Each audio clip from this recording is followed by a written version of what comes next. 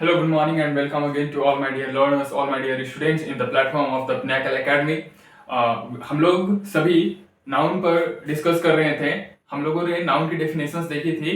आज हम लोग नाउन के कितने पार्ट्स हैं उसको हम लोग देखेंगे। तो नाउन के पार्ट्स में से सबसे पहला पार्ट जो आता है हमारा, वो होता है प्रॉपर नाउन। दैट मीन्स की व्यक्तिवाचक संज्ञा। ठीक है, प्रॉपर नाउन को हम लोग हिंदी में व्यक्तिवाचक संज्ञा बोलते हैं, और व्यक्तिवाचक संज्ञा आप लोगों ने हिंदी में जरूर ही पढ़ा होगा। दैट मीन्स कि व्यक्तिवाचक संज्ञा किसी खास व्यक्ति, वस्तु, स्थान या संस्थान के नाम को व्यक्तिवाचक संज्ञा कहते हैं। उसी तरीके से अगर इंग्लिश में आ जाए तो इंग्लिश में आपको किस तरीके से लिखना है?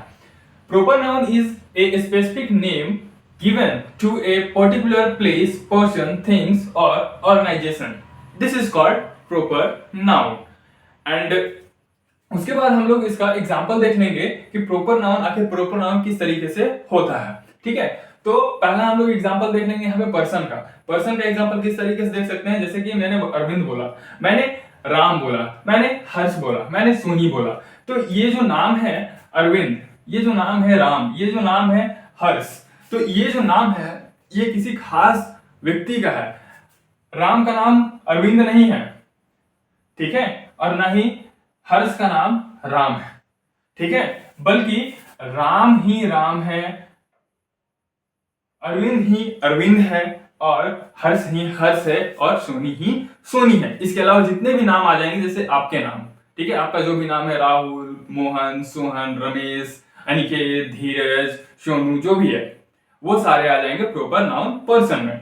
उसके बाद आ जाता है आपका दूसरा एग्जांपल प्लेस का। तो प्लेस में आ जाता है आपका कोई भी प्लेस, कोई भी स्थान का, स्पेसिफिक स्थान का नाम लेते हैं। जैसे अब मैंने यहाँ पे लिखा है माउंट एवरेस्ट। माउंट एवरेस्ट एक किसी खास स्थान का नाम है, ठीक है। माउंट एवरेस्ट कहीं दूसरे जगह पे नहीं मिल सकता है। हाँ, माउंटेन मिल सकता है, लेकिन माउंट एवरेस्ट किसी एक खास स्थान नेपाल में मौजूद है, ठीक है। उसी तरीके से अटलांटिक ओशन हम बोलते हैं, इंडियन ओशन बोलते हैं, ठीक है। इसी तरीके से जितने भी ओशन है, ठीक है, वो तो कॉमन नाउन हो जाएंगे, लेकिन एक स्पेसिफिक नाम ले लेते हैं कि अटलांटिक ओशन, ठीक है। तो ये आ जाता है आपका प्लेस में कोई प्रॉपर प्लेस, ठीक है। उसके बाद इंडिया।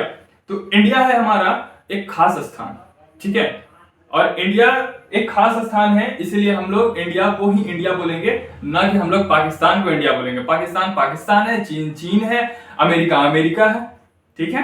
उसी तरीके से हमारा टाइटल भी आ जाता है इसमें। उसी तरीके से ऑर्गेनाइजेशन भी आ जाता है हमारा इसी में, ठीक है।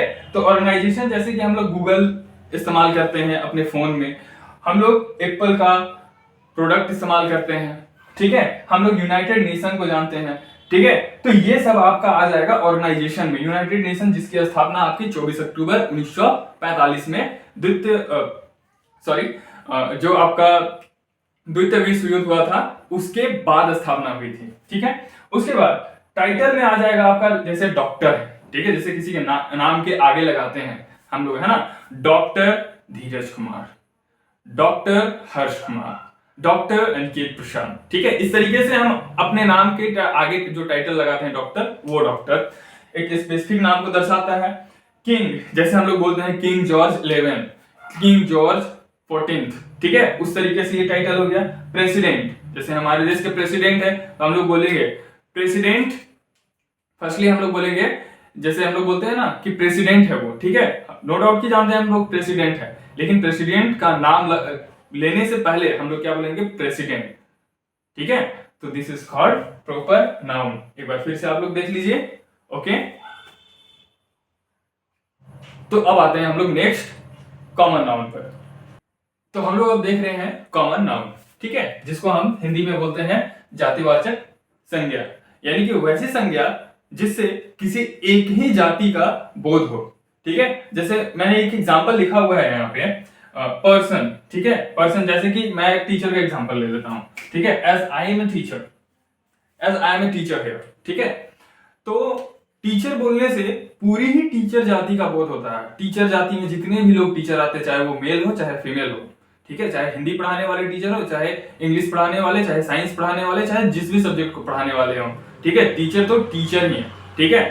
तो यहाँ पे कभी कॉमन नाम नहीं लिया गया, ठीक है। उस तरीके से आते हैं, देखते हैं हम लोग कॉमन नाम क्या है। तो हिंदी में अगर देखें तो जिस संज्ञा से हमें किसी एक ही प्रकार के व्यक्ति, स्थान, वस्तु या आइडिया का बोध हो उसे जातिवाचक संज्ञा कहते हैं।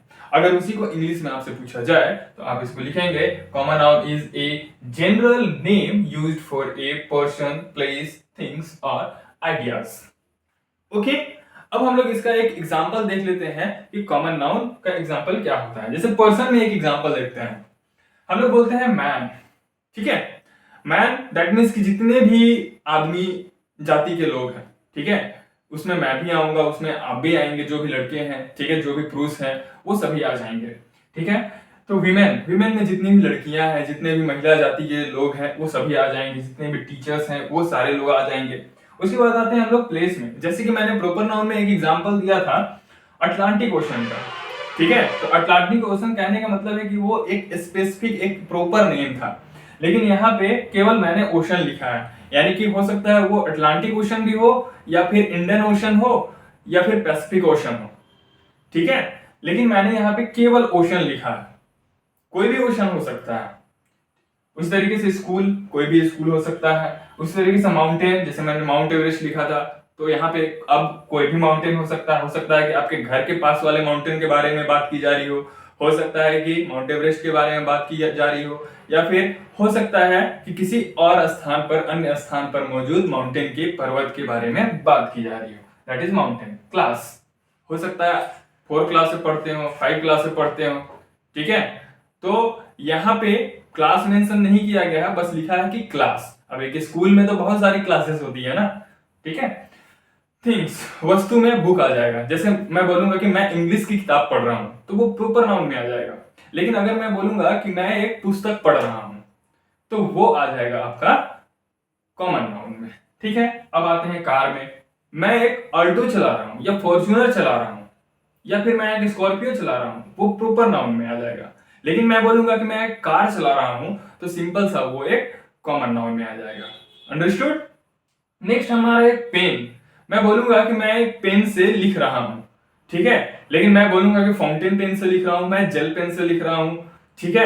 मैं रिनोल्ड्स के पेन से लिख रहा हूं, ठीक है। मैं सेल्वो के पेन से लिख रहा हूं, ठीक है। मैं जेटर के पेन से लिख रहा हूं, तो वो आ जाएगा प्रॉपर नाउन में। लेकिन मैं केवल बोलूंगा कि पेन से लिख रहा हूं, ठीक है, तो वो आ जाएगा कॉमन नाउन में। अब मैंने बोला कि चेयर, कोई भी चेयर में मैं बैठा हूं, ठीक है, चेयर आपका आ जाएगा कॉमन नाउन में। आइडियाज, आइडियाज में क्या आ सकता है? Love, happiness and freedom. So these are all called common noun.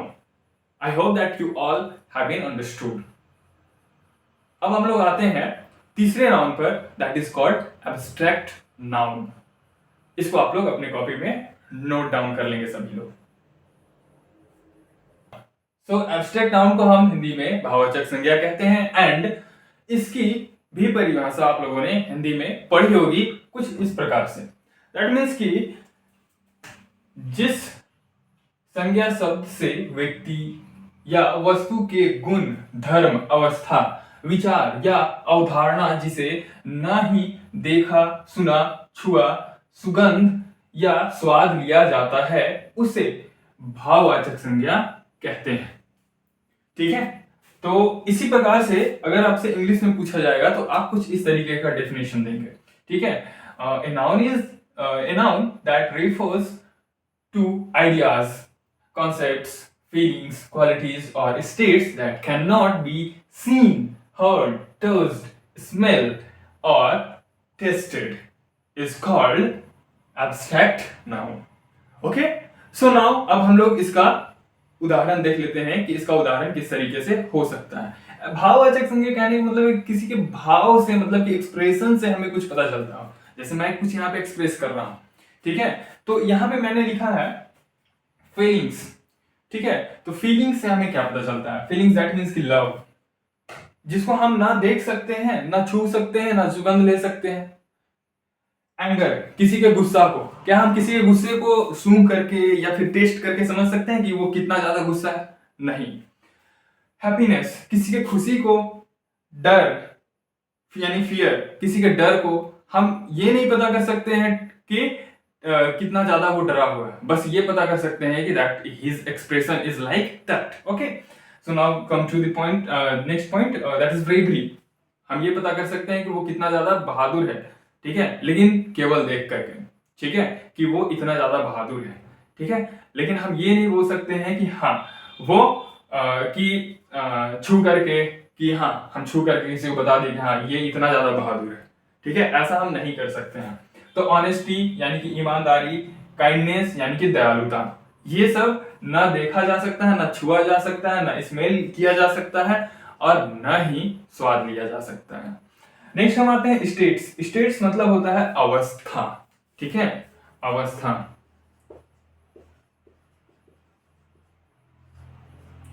अवस्था दैट मीन्स की स्थिति, आप किस तरह की परिस्थिति में है, ठीक है, किस तरह का परिस्थिति, दैट मीन्स की चाइल्डहुड यानी कि बचपना की अवस्था होती है हमारी, ठीक है, पॉवर्टी गरीबी की अवस्था होती है, लाइफ की अवस्था होती है, और स्लीप सोने की अवस्था होती है। यानी कि जिस तरीके की अवस्था में हम होते हैं उस तरीके के उस चीज को हम स्टेट्स बोलते हैं। स्टेट्स दैट मीन्स की अवस्था।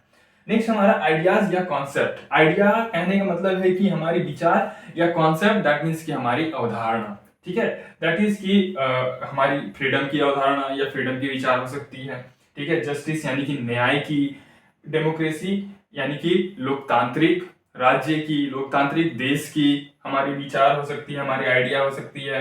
नॉलेज यानी कि ज्ञान की हमारी विचार हो सकती है। So this are all called abstract noun. Now you can deliver it to anywhere. I hope that you all have been understood. Okay? Write down it on your copy.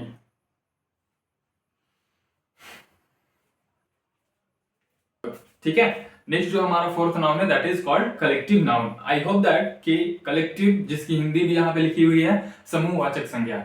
तो समूह कहने से ही आप लोग इसको बहुत आसानी से समझ पा रहे होंगे कि किसी भी समूह को, ठीक है, किसी भी समूह को, चाहे वो किसी व्यक्ति का समूह हो, चाहे वो किसी भी जानवर का समूह हो, चाहे वो किसी भी वस्तु का समूह हो, उसको हम समूहवाचक संज्ञा कहेंगे, ठीक है। लेकिन फिर भी आइए हम लोग देख लेते हैं इसका उचित जो डेफिनेशन है वो क्या हो सकता है। तो हिंदी में आपने पढ़ा होगा कि जिस संज्ञा से किसी वस्तु अथवा व्यक्ति के समूह का बोध हो, ठीक है, समूह का बोध हो, उसे समूहवाचक संज्ञा कहते हैं, ठीक है। Now let we come to the English, कि इसे इंग्लिश में हम कैसे बोल सकते हैं। So collective noun refers to a group of individuals और things considered as a single unit, ठीक है। समूह तो होगा लेकिन एक सिंगल यूनिट में होगा, ठीक है। जैसे हम बोलेंगे कि वहां पे 5 लोगों का समूह है, वो एक समूह, वहां पे 10 लोगों का समूह है, वहां पे 200 लोगों का समूह है, ठीक है। तो एक समूह हो जाएगा आपका 5 लोगों का, एक समूह हो जाएगा आपका 200 लोगों का, एक समूह आपका हो जाएगा 10 लोगों का, ठीक है। तो ये इंडिविजुअल समूह हो गया, ठीक है, इसी को बोलेंगे हम एक यूनिट, ठीक है। आइए अब इसको उदाहरण के सहित देख लेते हैं कि किस तरीके से समूहवाचक संज्ञा होता है, ठीक है। तो पीपल यानी कि व्यक्तियों में अगर हम आते हैं तो व्यक्तियों में हम देख सकते हैं यहाँ पे कि टीम जैसे क्रिकेट टीम होती है, फुटबॉल टीम होती है, एक ही टीम होती है ना, लेकिन वहां पे 2 या 2 से अधिक लोगों की जमावड़े होती है, ठीक है। ऑडियंस यानी कि जो दर्शक होते हैं, ठीक है, दर्शक कोई एक तो नहीं होता है, दर्शक जैसे सिनेमा हॉल में गए तो एक मूवी को देखने के लिए 500 या 1000 या 200 लोग जाते हैं देखने के लिए, that is called audience. Family यानी कि हमारा परिवार, ठीक है। परिवार कहने का मतलब है कि हम अपने फैमिली में केवल अकेले तो नहीं है हम, ठीक है, मैं अकेला तो नहीं हूँ, मेरे फैमिली में मेरी माँ पिताजी, मेरे बहन, मेरे भाई, ये लोग आएंगे ना, तो दैट इज कॉल्ड फैमिली, यानी कि वो भी एक फैमिली, एक ग्रुप है, ठीक है। इसके अलावा और भी बहुत सारी चीजें आ सकती है। दूसरा हम लोग आते हैं एनिमल्स में, जानवर में, ठीक है। जानवरों के समूह को हम क्या क्या बोलते हैं, ठीक है। तो हर्ड बोलते हैं, फ्लॉक बोलते हैं, स्वाम बोलते हैं, ठीक है। उसी तरीके से वस्तुओं के समूह को हम क्या क्या बोल सकते हैं, जैसे बंच बोलते हैं, फ्लीट बोलते हैं, सेट बोलते हैं, ठीक है। these are the set of these books, ठीक है। This is a bunch of की, ठीक है। कुछ इस तरीके से हम लोग कलेक्टिव नाउन को समझ सकते हैं। So I hope that you all have understood. Now write it down on your copy. अब हम लोग आ चुके हैं नाउन के अंतिम यानी कि मटेरियल नाउन पर, ठीक है। दैट मीन्स कि टाइप्स ऑफ नाउन में हम लोग 4 नाउन की डेफिनेशंस देख चुके हैं और अब हम लोग देख रहे हैं अंतिम टाइप्स ऑफ नाउन की परिभाषा, दैट इज कॉल्ड इंग्लिश में मटेरियल नाउन एंड हिंदी में द्रव्यवाचक संज्ञा। ठीक है, जैसा कि आप लोगों ने हिंदी में पढ़ा होगा कि जिस संज्ञा से हमें नाप तौल वाली वस्तु का बोध हो उसे द्रव्यवाचक संज्ञा कहते हैं। ठीक है, यानी कि वो वे सारी वस्तुएं जिसको हम माप तौल कर सकते हैं। जैसे कि आप लोग राशन वाली दुकान में जाते होंगे, वहां पे कुछ वस्तु को खरीदते होंगे, वहां पे तौला जाता है, ठीक है, वहां पे मापा जाता है। ठीक है, तो वैसी वस्तुएं कहलाती हैं द्रव्यवाचक संज्ञा। अब हम लोग इसकी इंग्लिश में डेफिनेशन किस तरीके से लिखेंगे तो वो देख लेते हैं।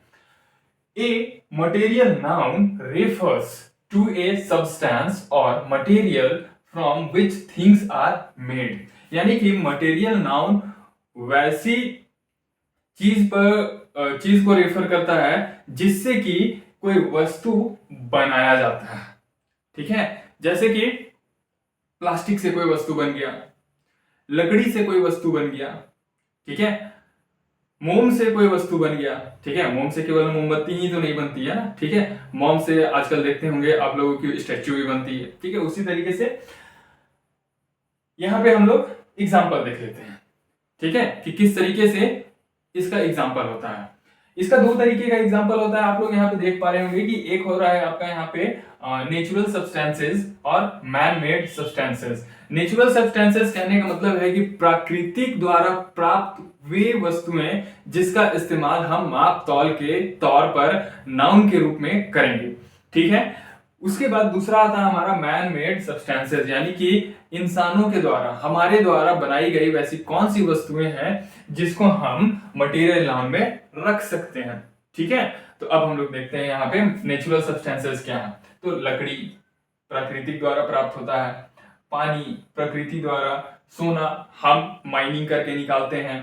ठीक है, आयरन यानी कि लोहा हम माइनिंग करके निकालते हैं धरती के नीचे से, कॉटन हम उगाते हैं। ठीक है, लेकिन प्राकृतिक रूप से ये होता है। इसी तरीके से प्राकृतिक रूप से वे सारी वस्तुएं, ठीक है, जो तो वे सारी प्राकृतिक वस्तुएं जो प्राकृतिक रूप से पाई जाती है उसे हम नेचुरल सब्सटेंस कहेंगे मटेरियल नाउन में। और वे सारी वस्तुएं जैसे स्टील, ठीक है, लोहा से ही स्टील बनाया जाता है रिफाइन करके, प्लास्टिक, पेपर, सीमेंट, ग्लास इत्यादि जो इंसानों के द्वारा बनाया जाता है और जिसको हम जब खरीदने जाते हैं तो देखा जाता है कि क्वांटिटी कितना है, 1 पीस है, 2 पीस है, 1 केजी है, 2 केजी है, 10 केजी है, 1 टन है, कितना टन है। ठीक है, ये सब चीज देखा जाता है। तो ये कहलाता है हमारा मटेरियल नाउन और ये कहलाता है हमारा नेचुरल सब्सटेंसेस, ये कहलाता है हमारा मैन मेड सब्सटेंसेस। उसके बाद मटेरियल नाउन में एक और सिचुएशन हमारे लिए क्रिएट हो जाता है, उस सिचुएशन को हम यहाँ पे लिख चुके हैं और इसे हम लोग देख रहे होंगे कि material nouns are often countable और अनकाउंटेबल। मटेरियल नाउन प्रायः काउंटेबल हो सकता है या अनकाउंटेबल हो सकता है। जैसे हम तेल खरीदते हैं, ठीक है, किसी दुकान में जाकर के, तो वो हमें लीटर में देता है, उसको हम गिन नहीं सकते हैं। ठीक है, लेकिन माप सकते हैं, तौल सकते हैं कि किस तरीके से वो तेल कितना है। ठीक है, 1 केजी है, आधा केजी है, 250 ग्राम है या 2 केजी है। ठीक है, लेकिन जब हम प्याज खरीदेंगे, ठीक है, या फिर हम जाकर के प्लास्टिक का मग खरीदेंगे तो उसको तो हम तौल करके नहीं देखेंगे। ठीक है, प्याज तो हम तौल करके देखेंगे लेकिन उसको गिन भी सकते हैं, लेकिन मग जब हम खरीदने जाएंगे तो उसको तो हम तौल करके नहीं देखेंगे। मग को तो हम क्वांटिटी में देखेंगे ना, पीस में देखेंगे कि कितना पीस है। ठीक है, 1 पीस है, 2 पीस है, 3 पीस है। ठीक है, तो उसी तरीके से हमारा ये कंप्लीट हो जाता है मटेरियल नाउन। और मैं आप लोगों को ऑलरेडी लिख करके इसलिए बता रहा हूं ताकि शॉर्ट में आप लोगों को आसानी से और जल्दी में समझ में आ जाए। ठीक है, सो इतने तक के लिए अब मैं यहाँ पर आप सभी को चाहूंगा कि आप सभी को समझ में आ गया हो और आई थिंक कि यू ऑल हैव अंडरस्टूड, चाहे वो CBSE हो, चाहे ICSE हो, चाहे वो जैक बोर्ड या फिर किसी भी स्टेट बोर्ड के स्टूडेंट हो हम। ठीक है, I wish you all the very best of luck about noun. और इसके बाद मैं नाउन में अभी कुछ और भी बताऊंगा। ठीक है, तो उसके लिए आप स्टे ट्यून विथ मी। आप लोग इसको अभी right it down on your copy.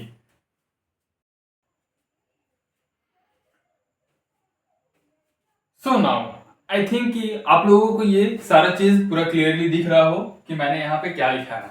ठीक है, मैंने यहाँ पे लिखा है types of nouns according to modern English grammar.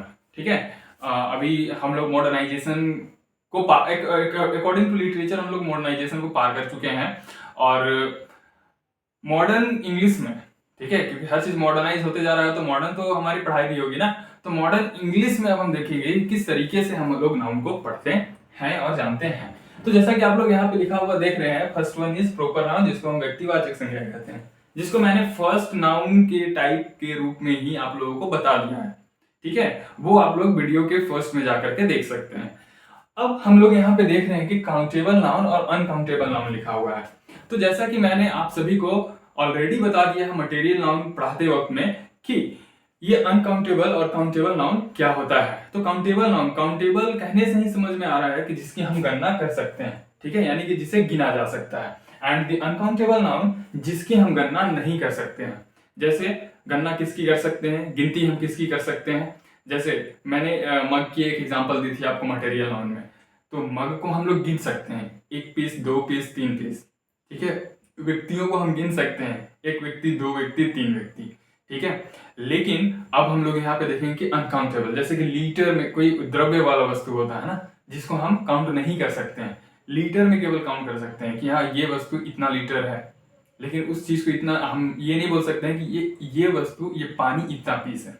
ठीक है, तो this is called proper noun, countable noun and uncountable noun in modern English, जो आप लोग अभी के एनसीईआरटी में पढ़ते हैं। ठीक है, और हो सकता है कि आपके आने वाले सिलेबस में भी ये ऐड हो जाए। So thank you and all the very best of luck to all of you, to all my dear students. And आप अपने व्यक्तित्व को इस तरीके से बनाएं कि सोसाइटी अपने आप को आपके हाथों में सुरक्षित महसूस करे। धन्यवाद।